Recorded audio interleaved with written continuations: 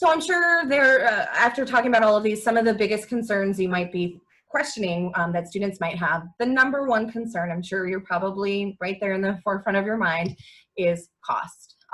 So students are really concerned about how expensive study abroad programs are. Some of them think that it is out of reach.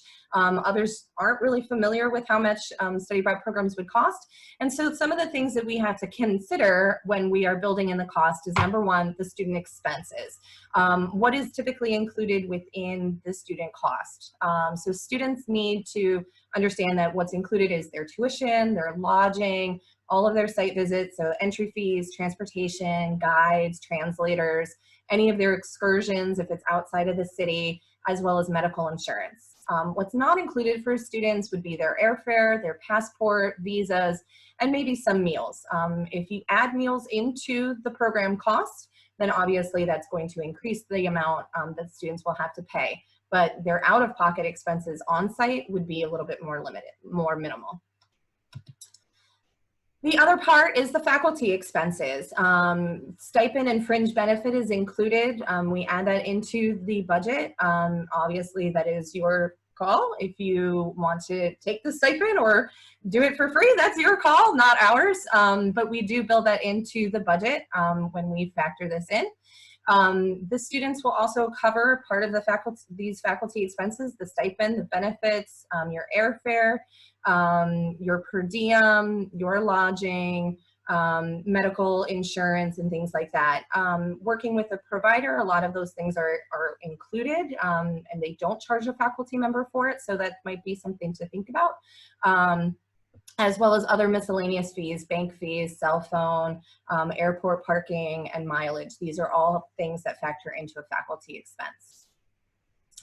Other expenses that you might not think about would be academic supplies, textbooks, marketing materials, if you need internet abroad, space to teach your course if you aren't using a free open air space like a cafe, or you know, if you were visiting a zoo, doing it right outside of, you know, having your class be taught right outside of that zoo.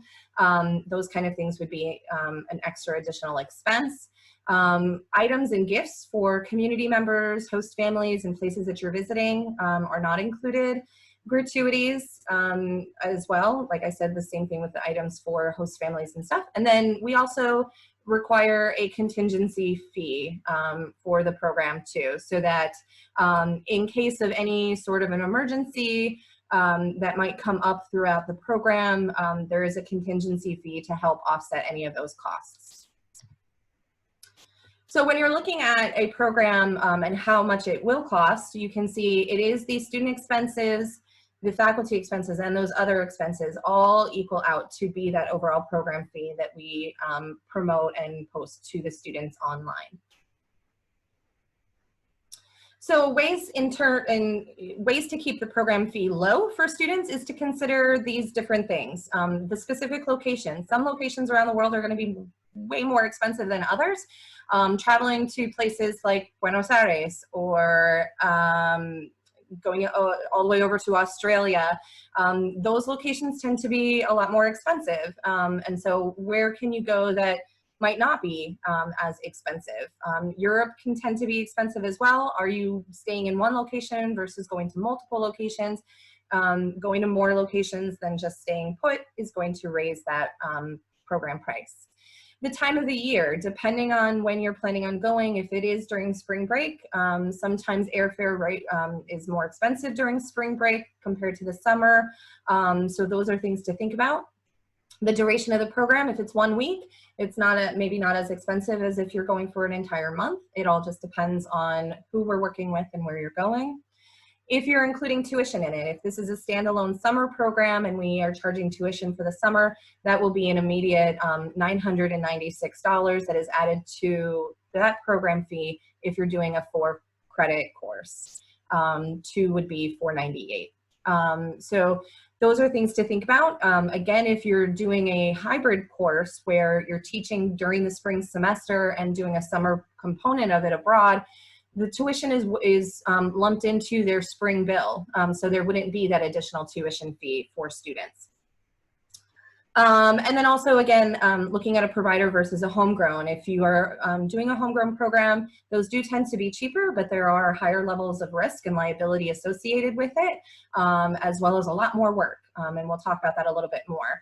But typically when we do work with a provider, it does raise the price a little bit more for students, but the benefits that come with working with a provider kind of outweigh that additional cost at times. So the second biggest concern that students have is curriculum.